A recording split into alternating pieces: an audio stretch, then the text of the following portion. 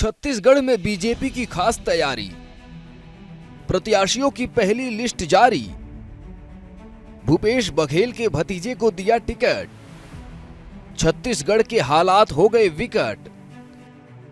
चाचा भतीजे की अलग अलग सियासी कहानी कई राज्यों में देखी जा रही है। बीजेपी इसी का फायदा उठाते हुए अपनी चाल चल रही है। पिछले विधानसभा चुनाव के नतीजे से सीख लेते हुए बीजेपी ने छत्तीसगढ़ में बड़ा सियासी दांव खेला है। इस बार के चुनाव में बड़ा उलटफेर होने जा रहा है। बीजेपी ने चुनाव घोषित होने से पहले ही अपनी चुनावी बिसात बिछा दी है। लेकिन आइए पहले उन बातों पर गौर करते हैं जिसकी वजह से छत्तीसगढ़ में बीजेपी इतना फूंक फूंक कर कदम रख रही है। छत्तीसगढ़ में 15 साल तक सत्ता में बनी रहने वाली बीजेपी आखिर क्यों 2018 के चुनाव में औंधे मुंह जा गिरी? कांग्रेस ने ऐसा कौन सा गेम खेला कि लगातार 3 बार से मुख्यमंत्री रहे रमन सिंह को एक ही झटके में अर्श से फर्श पर पहुंचा दिया? आखिर क्या वजह थी कि 2018 के चुनाव में छत्तीसगढ़ की जनता ने बीजेपी के मुख्यमंत्री रमन सिंह को नकार दिया? एक दौर था जब छत्तीसगढ़ में बीजेपी ने ऐसी धाक जमा रखी थी कि उसे हिला पाना भी मुश्किल था।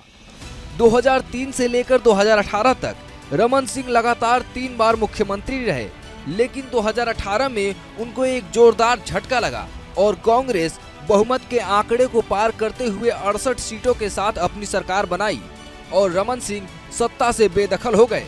उस समय बीजेपी के पाले में महज 15 सीटें ही आई थी, लेकिन वही विधानसभा के ठीक बाद लोकसभा चुनाव हुए तो नतीजे इसके बिल्कुल उलट थे। 11 में से बीजेपी ने 9 सीटों पर अपनी जीत दर्ज की और वहीं कांग्रेस को सिर्फ 1 सीट मिली।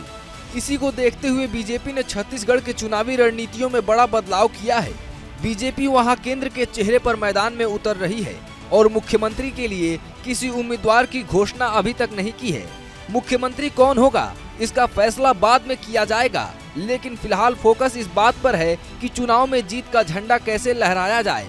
इसके लिए बीजेपी ने एक बहुत बड़ा सियासी दांव खेलते हुए भूपेश बघेल के भतीजे विजय बघेल को टिकट देकर उनके ही सामने चुनावी मैदान में उतार दिया है। ऐसे में अब छत्तीसगढ़ का चुनाव बहुत ही दिलचस्प होने जा रहा है। जनता के बीच चाचा भतीजा आमने सामने हैं, तो देखना ये होगा कि जनता किसे चुनती है। Bureau report, news India digital.